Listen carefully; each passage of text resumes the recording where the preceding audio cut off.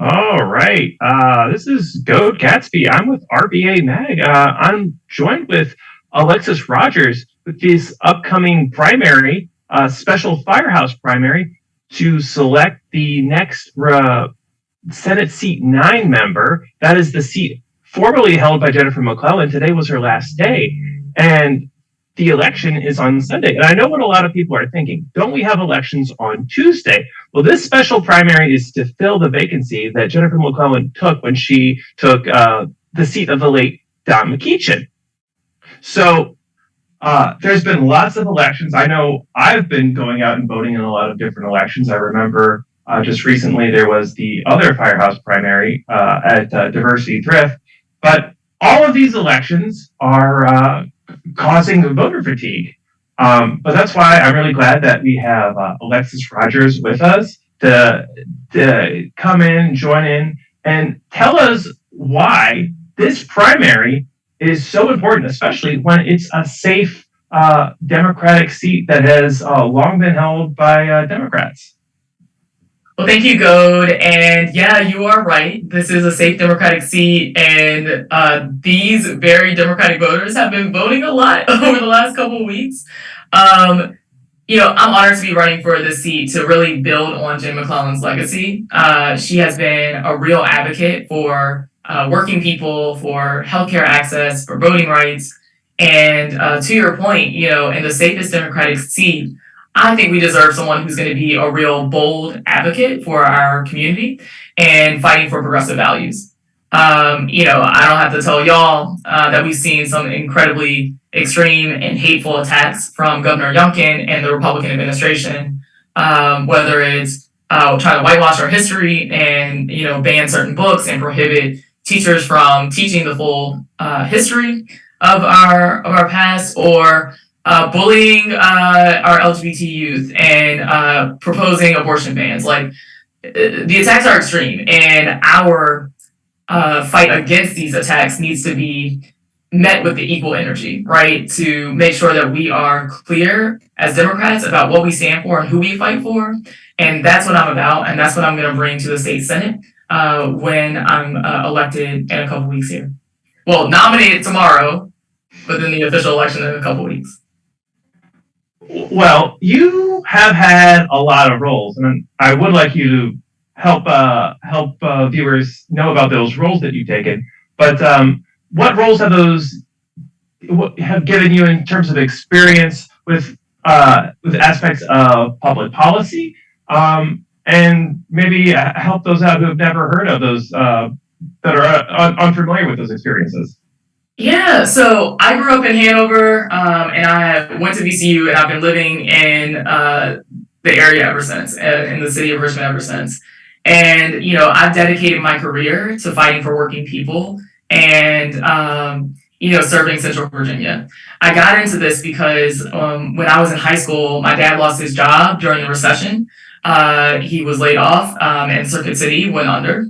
And so I started paying more attention to politics. I started paying attention to what elected officials were doing or weren't doing when it comes to fighting for working people. And so I took that experience and I turned it into action. And I started organizing my community, first on the Obama re-election campaign in 2012 to advocate for protecting the Affordable Care Act. And then as I moved forward, working in nonprofit advocacy to fight for college affordability, to pass campus sexual violence prevention laws. Working at Planned Parenthood to expand access to abortion and reproductive health care, as well as trans health care through our clinics here in the Richmond region. We added a new health center to serve Eastern Richmond and Eastern Henrico during my time at Planned Parenthood. And, I think all of this experience has prepared me to be the kind of senator that brings the community into the room and into the decision-making process. None of my, favors are due to current elected officials. My commitments are to the community and to working people. That being said, I also understand politics and policy. And so I previously served in Lieutenant Governor Northam's administration as his policy director. And so in that role, I was advancing his legislative agenda, which was really focused on behavioral health, early childhood education, pediatric care, abortion care. And so, to do that, you have to work with the Senate caucus. You have to understand the rules and the process of the legislature. And so I bring that policy experience as well. And to wrap it up, I also bring a lot of party building experience. And I know not all of us consider ourselves Democrats, but what I will say is that as someone who is a Democrat and who has been fighting for democratic values, I've also known where the Democratic Party has fallen short and where it has not included all of us, where it has not been a fighter for all of our communities. And so I've used my leadership role within the Democratic Party to make us more progressive and more reflective of the communities that we served. When I was president of Virginia Young Democrats, I made sure that our rules changed to include and incorporate, or really to remove gendered language that was intentionally or unintentionally, however you want to put it, prohibiting trans and non-binary folks from participating fully in our organization. Or policies that I put forward within our Democratic Party to make sure that regardless of your immigration status, you have a role and a leadership potential within our organization. So all of my work in the community, in the party, and within policy is about making sure that there's room for all of us and that there's a voice for all of us in our government. And that's what I'm going to bring as state senator. All right. Now, in light of all of these accomplishments, I hope there isn't a quiz. You're not going to quiz on me on that later. Do you feel it's important to deliver voters a message that contrasts against the other Democrats that are also in this primary? Or do you feel that your experience speaks for itself? Well, I did grow up in the church, and so every once in a while, I get triggered with memories of spirituals, and one of the things is may the work I've done speak for me, right? And so I think when you look at my receipts and what the work that I've done in my community, you can see that everything that I've been building up to is fighting for progressive values, fighting for working people, making sure that our community is put first. And I would also say that, this is a Democratic primary. Generally speaking, we're all on the same page for a lot of issues. The way we lead is different, and there are some issues where we've had clear contrasts. So the other day we had kind of an impromptu candidate forum, and one of the questions was about campaign contributions and what kind of money that we accept in our candidacy. I've never taken a dime from Dominion. I won't do it. I think they have outsized influence in our politics, and I think that they should not continue to have unlimited influence in our government. And so I've made the commitment to not take money from Dominion. That is not true for all of my opponents. I also have never backed down on fighting for reproductive health care, and not just not backing down, but as someone who worked at Planned Parenthood, currently on the board at Planned Parenthood, and as a queer Black woman who just understands that you got to have bodily autonomy if you want access to economic opportunity and full human rights. I'm going to be that bold champion. So not just someone who won't back down, but someone who's going to go to the mat, make this a priority, make sure that we're fighting for reproductive rights. And I haven't seen that in all of my opponents as well. And the other thing that I think distinguishes me, y'all, to be honest, is that we have had a Senate Democratic majority. We have not had a progressive Democratic majority. We have not had a pro-worker Democratic majority. And we haven't had a pro-climate Democratic majority. We have made gains, to be certain, under the Democratic majority on a number of issues. But we really, as advocates, had to fight to get that progress, particularly on the Senate side. I'll give the example of when we were fighting to raise the minimum wage. And when we were doing that, some Senate Democrats said, well, not for these workers, or let's slow down the time frame and let's make sure that, we calm this down because $15 could be too much for businesses to keep up. And, I'd say, again, this is the safest Democratic seat. We can't allow for this seat to go to someone who would be anyway inclined to say, yeah, let's listen to the businesses and the corporations first, or let's listen to these special interests. We got to put working people first. I'm a former union member. I still work in workers' rights organizing. I am the pro-labor candidate in this race, and I'll continue to be pro our environment, pro repro rights, unashamedly shouting trans rights matter, right? And I think that distinguishes me from my opponents. Well, you're mentioning reproductive rights. Jennifer McClellan, whose legacy you're trying to follow by taking her former seat. But in many ways, you're also a part of that. You helped facilitate the primary that she won. A lot of us stood out and outside of Diversity Thrift on a cold day in December. But this is also very similar to the primary that we're going to have tomorrow. Yeah. And it's quite possibly the shortest turnaround for election I've ever seen. But tell us about the work that goes into holding an election on such a short deadline. Yeah. Look, y'all, there's a woman named Kathy Woodson who is the nominating committee chair for this election. And, when she was appointed to this position, I wished her well. And I was also like, I know that you're qualified and ready. And also, I'm so sorry because I know this is a lot of work over a short amount of time.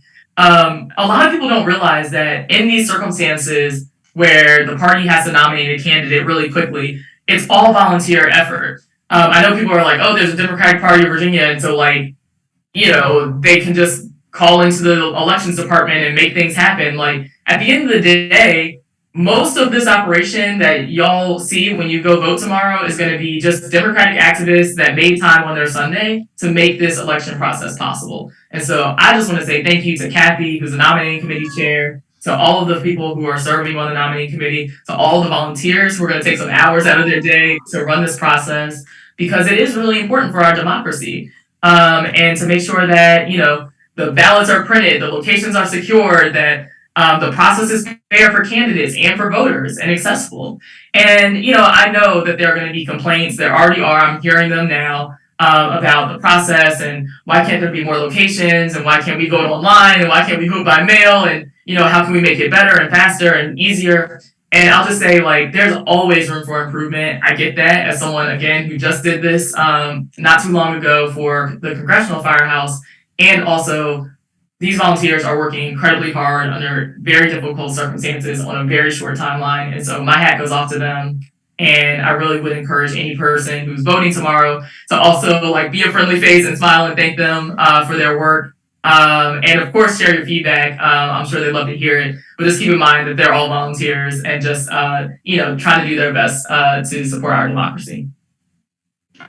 Well, that's great. So you're talking about putting together something really, really quickly and something of community based, but when it comes down to housing, there are policies that would address a housing crisis. Now, this is a much more permanent thing than building an election, but there are actions that our state and federal government have already taken. So, do we need to do more?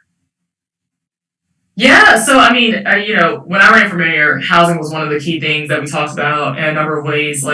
We have to make sure that localities have the tools that they need to be able to,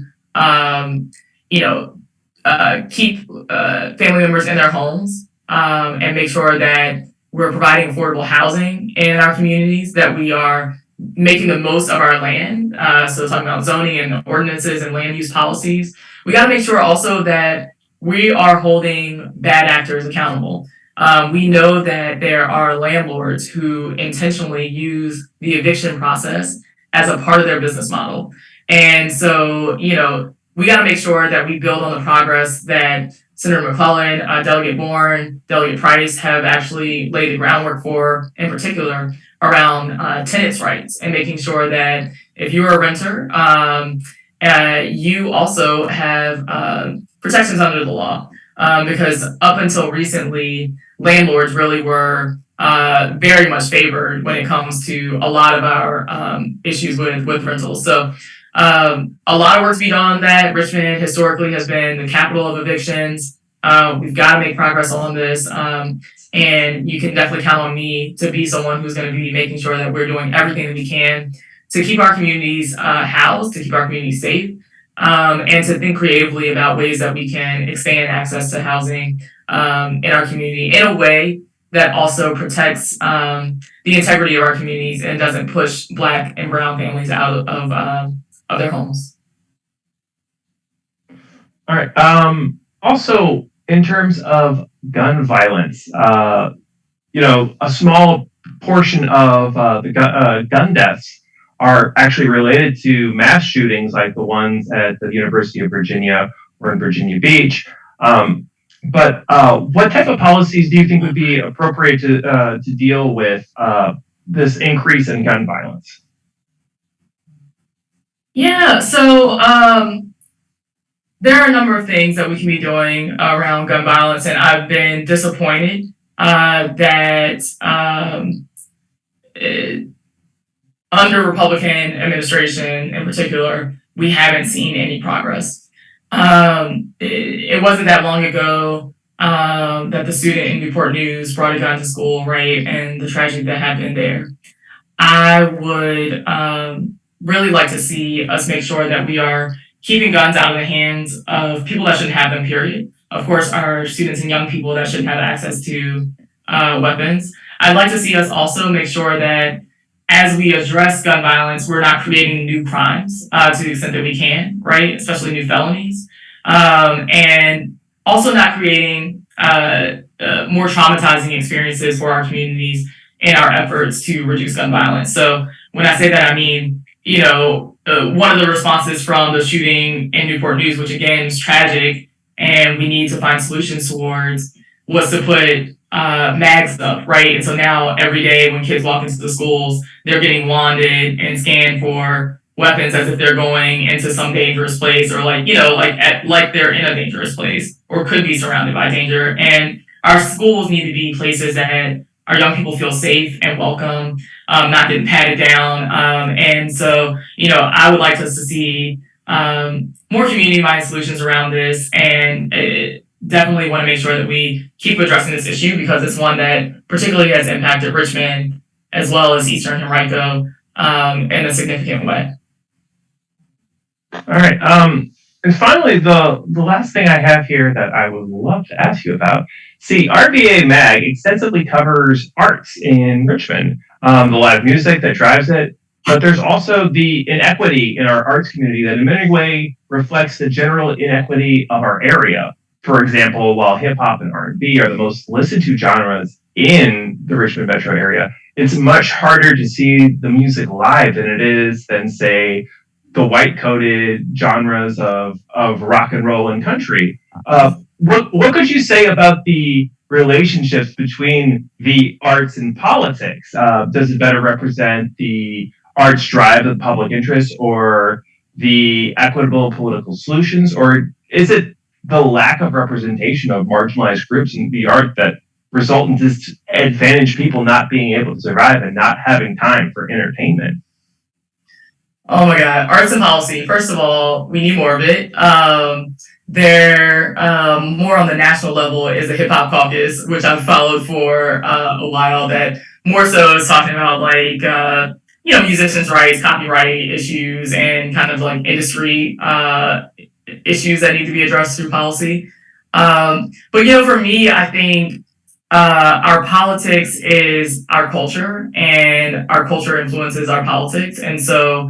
If we don't include artists and performers and people from all diversity of industries in policy making, then we're hurting them one way or another, right? I think back even to the pandemic, when a lot of the onset of the pandemic, when a lot of the COVID procedures were being introduced, and then eventually even reopening policies. A lot of the policies were looking at more so traditional, so to speak, retail small businesses. They weren't thinking about performance venues, concert venues that really depend on performers and live art. And without artists in the halls of the General Assembly, like a lot of times they might not be the businesses that people think of, lawmakers think of. And so there's a real role for, I think, everybody, no matter your walk of life, to be involved in our policymaking, but 100% our artists and our community. All right. I said that one was the last one. I got one more question for you. If the voters select you to be the next state senator, will you bring the cowboy boots into the Senate? So first of all, with a big shout out to Delegate Bagby, Delegate Bourne. Who else has jumped on this? I think Delegate Leader Scott might be involved in this too. There are several who wear cowboy boots. Senator Lucas.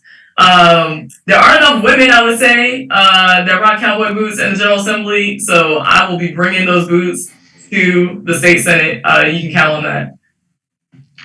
All right. Well, thank you, Alexsis Rodgers. Thanks for sitting down for RVA Mag. I know you got a really busy schedule. There is the special firehouse primary tomorrow. The polls open at 9 a.m. and they go until 6 p.m. Do you know all 6 locations or all 4 locations off the top of your head? Yeah. So Ashland is going to be Town Government Center, and Henrico, Eastern Henrico Government Center in Richmond, Virginia Union, and then the Charles City County location is slipping my mind right now because I've been canvassing for the last 10 hours. But all of them are on my website, alexisrodgers.com. The polls are open 9 a.m. to 6 p.m. Would love to see y'all out there. I'll be making my way around the district to say hi to people, thank them for coming out to vote for like the 10th time, maybe, it feels like, since November. And Goad, thank you so much for having me. And thank you to RVA Mag for your support and endorsement of the race. All right. Well, thank you very much. Yeah.